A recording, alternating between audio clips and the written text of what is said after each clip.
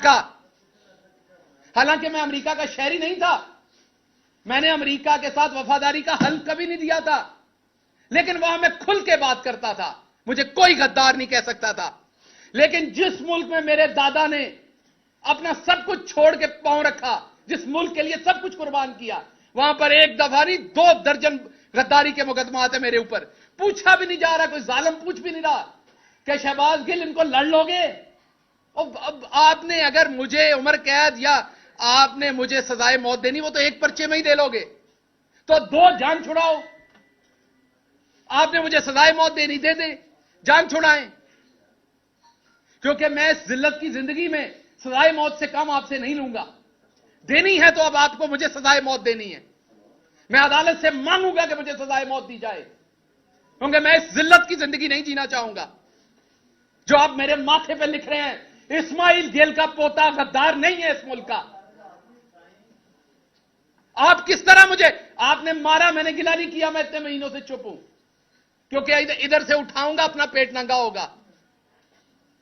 मेरा मुल्क है ना, नहीं बात की मैंने, किसी ने कहा डर गया। आपने देखा जो आपके पास 1 घंटा 2 घंटे रहे, उन्होंने बाहर आके क्या किया। मैं 16 दिन रहा आपके पास, मैं चुप हो गया। सब्र है हम लोगों में, हम गांव के लोग हैं, हमें बड़ा सब्र है।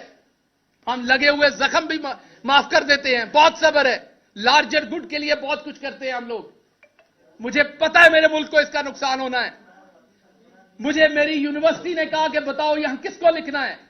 आपको पता है मैंने आज तक अमेरिकन एम्बेसी को खत नहीं लिखा। मेरी बीवी वहां बैठी है, मैंने उसे मना किया, आपने किसी को ईमेल नहीं करनी। यहां किसी को जुकाम हो जाए तो ये हर फॉरेन जो कोई एनजीओ उसको लिखते हैं, यूएन में लिखते हैं, कहां कहां लिखते हैं। मैंने अपनी सारी फैमिली को मना किया कि नहीं लिखना, इंसाफ पाकिस्तान में लेना है, पाकिस्तान को बाहर बदनाम नहीं करना। यह सच है कि मेरे पे तशद्दुद हुआ, मेरे पास तस्वीरें हैं उसकी, लेकिन क्या बाहर जाके नंगा करूं अपने मुल्क को। तो मैंने अपनी पूरी फैमिली को मना किया कि आपने किसी बैरूनी इदारे को नहीं लिखना, इस मुल्क की तौकीर को नहीं छेड़ना आपने। तो उसका सिला अगर सजाए मौत है तो दे दीजिए, लेकिन ये बार बार मुकदमे ना कीजिए। मिडिल क्लास हूं, तकलीफ होती है। मैंने हराम नहीं कमाया हुआ गवर्नमेंट में, मैंने लोगों को हराम कमा के नहीं दिया हुआ। मैंने ट्रांसफर पोस्टिंग डीसी डीपीओ नहीं लगवाए हुए, मैंने हाउसिंग अथॉरिटीज के एनओसीज नहीं लेके दिए हुए, मैंने ग्रिड स्टेशंस के एनओसीज नहीं लेके दिए हुए। मुझे तकलीफ होती है इन केसेस को लड़ते हुए।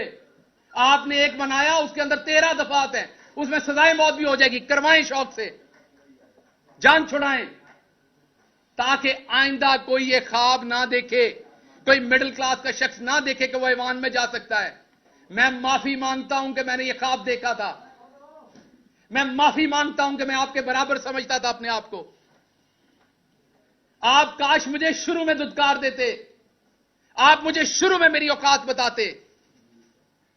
सो इसलिए मैं दोबारा आपको कहता हूं, मेरे पे मुकदमात करने सामने करें, ये छुपा छुपा के ना करें। मैं इतना ताकतवर शख्स नहीं हूं, ना मेरे पास कोई इतना नेटवर्क है पाकिस्तान के अंदर कि मैं आपके छुपे हुए मुकदमात ढूंढ लूंगा, कभी वहां से बलोचिस्तान से।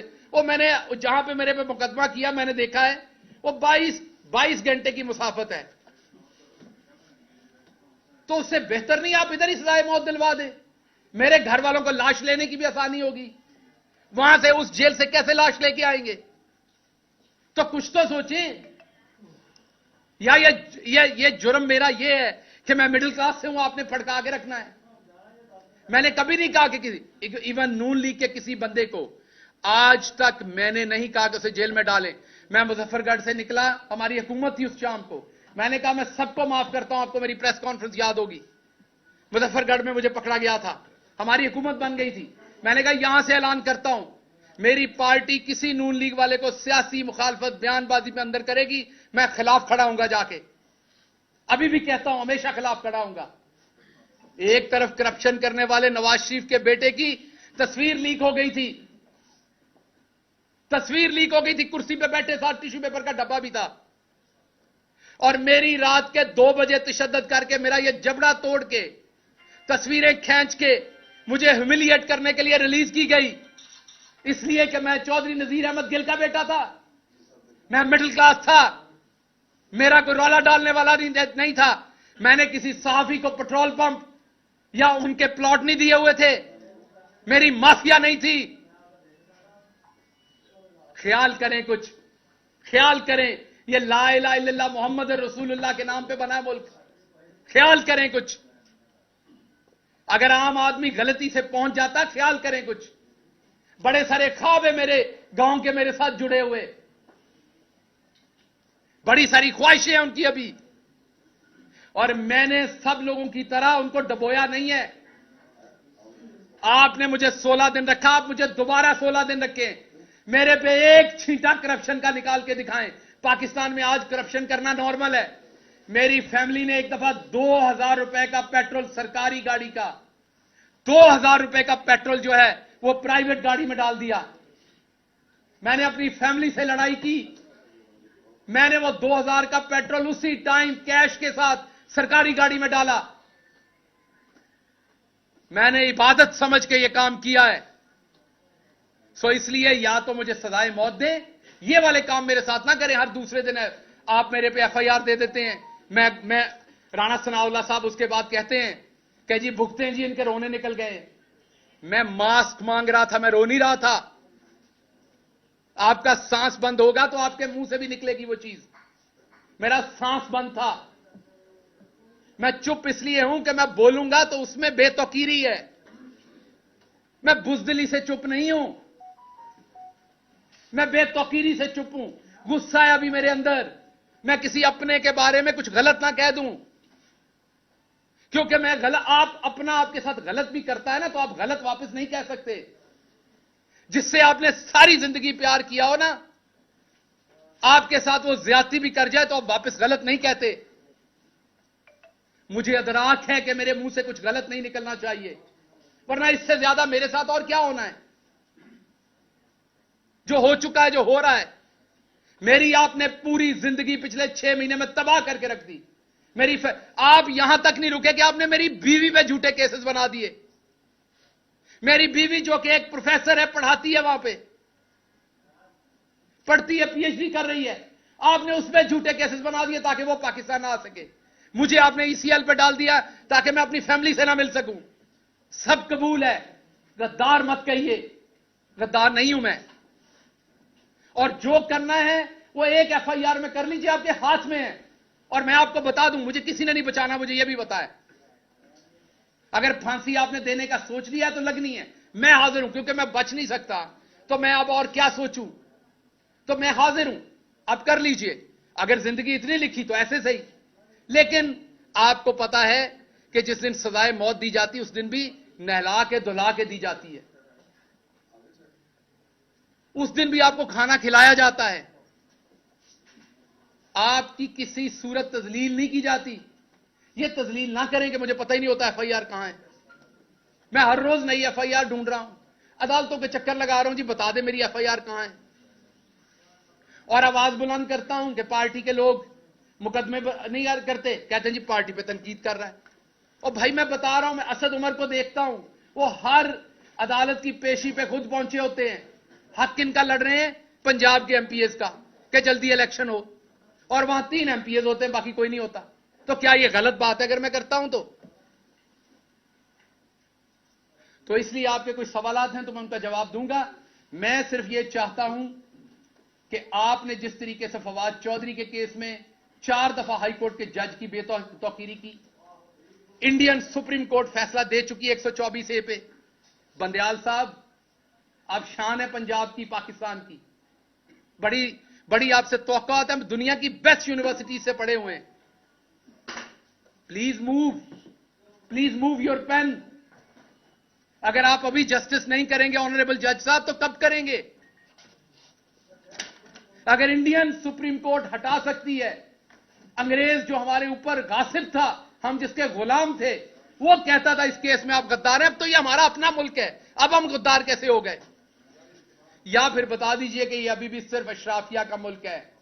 मिडिल क्लास गांव के लोग अभी भी यहां गद्दार हो सकते हैं। बताएंगे किसी एक शहजादे को आपने गद्दार कहा हो? बताएंगे किसी एक शहजादे पे आपने चला होगा तो हबीब जालिब पे चला होगा, चला होगा तो फैज पे चला होगा। मिडिल क्लास के लोगों को ही गद्दार कहा गया, उन्हीं पे केसेस चले। तो इसलिए मेहरबानी कीजिए चीफ जस्टिस साहब, आपकी खामोशी भी अब तकलीफ देती है। मेहरबानी कीजिए, पाकिस्तानी आपकी तरफ देख रहे हैं। पूरे एहतराम से मैं कह रहा हूं, मैं पूरे एहतराम से जजेस को कह रहा हूं कि आपकी तरफ देख रहे हैं। मैं आपसे यह भी वादा करता हूं, कोई आया तो मैं उसे एयरपोर्ट पे खुद रोकूंगा। मैं आप किसी ओवरसीज पाकिस्तानी को सियासत में नहीं आने दूंगा जो ईमानदारी से सियासत करना चाहता है। हां, वो वाले तो आएंगे जो आते हैं, वजीर आजम बनते हैं, काम पूरा करते हैं, बक्सा उठा के वापस चले जाते हैं। कोई हमारी तरह का आने लगेगा ना मिडिल क्लास, तो मैं उसे कहूंगा नहीं आना। मुझे यह समझ आ गई है कि हमारी ये औकात नहीं है। मुझे अच्छी तरह से समझ आ गई कि हम इस चीज के लिए नहीं बने। मुझे यह भी अच्छी तरह समझ आ गई, इवन यहां बैठे भाइयों ने भी अभी मेरे कपड़े उतारने हैं, शहजादों के नहीं उतरने। शहजादों से सवाल नहीं, ऊंची आवाज में सवाल नहीं हो सकता। यहां पे बैठे भाइयों ने भी, डॉक्टर साहब आप तब ये किया करते थे, आप अपनी हुकूमत में ये किया करते थे, आपको तब शर्म नहीं आती थी, आपको तब ख्याल नहीं आता था। क्योंकि आपको भी पता है आगे मिडिल क्लास बैठा हुआ है। सो ये हमने पूरा माशरा जानवरों का माशरा बना दिया है। इवन जंगल में भी हकूक होते हैं, हमने जंगल से भी ऊपर काम कर दिया है। मैं नहीं बोलना चाहता, इसलिए खुदारा दोबारा सोचिए। हम इस मुल्क के शहरी हैं, हम इस मुल्क से मोहब्बत करते हैं। इस मुल्क के अदलिया हो, कोई भी इदारा हो, हर इदारे का एहतराम करते हैं, मोहब्बत करते हैं। पॉलिटिकल डिफरेंसेस हो सकते हैं, इसलिए इनको पॉलिटिकल डिफरेंस रहने दीजिए, इस हद तक ना जाइए। हमने नवाज शरीफ की तरह करप्शन नहीं की हुई, हमने पैसा नहीं बनाया हुआ। हम पे एक दो केस बनाए, उसमें मैंने बार बार कहा सजाए मौत करा दें। इतनी लंबी चौड़ी ये कोई, आपने तो इतनी तो रेस्टोरेंट के अंदर डिशेस का मेन्यू नहीं होता जितनी एफआईआर दे मारी हैं। एक मिडिल क्लास बंदा किधर से उनको पकड़े, किधर से पूरा करे? कोई सवाल जी? डॉक्टर साहब ये फरमाइएगा कि पहली बात तो ये है डॉक्टर साहब कि जितने भी हमारे सहाफी हैं, जो कुर्सी पे होता है हम सवाल करते हैं। नहीं हाजिर हूं। हाँ, और सख्त सवाल भी करते मैं हैं। माजरत अगर मेरी कोई बात आपको बुरी लगी। बात नहीं, हमें ये नहीं है, और ऐसा नहीं है कि हम किसी पे ऐसे कर रहे हो, ये गलत बात है, ऐसा नहीं है। और एक सवाल ये है कि आपकी चेयरमैन तहरीक इंसाफ इमरान खान साहब के साथ मुलाकात हुई थी कुछ दिन कबल। ये फरमाइए, जो आप थोड़ा सा ऐसा लग रहा है जैसे आप गिला कर रहे हैं पार्टी के कि वो लोग नहीं आ रहे, ये रास्ते में नहीं है, ऐसा शायद महसूस हो रहा है हमें। क्या खान साहब ने क्या कहा आपके हवाले से ओवरऑल और आइंदा का लाहे अमल जो है पार्टी की सतह पे आपके हवाले से? देखिए, दो चीजें जहन में रखिए।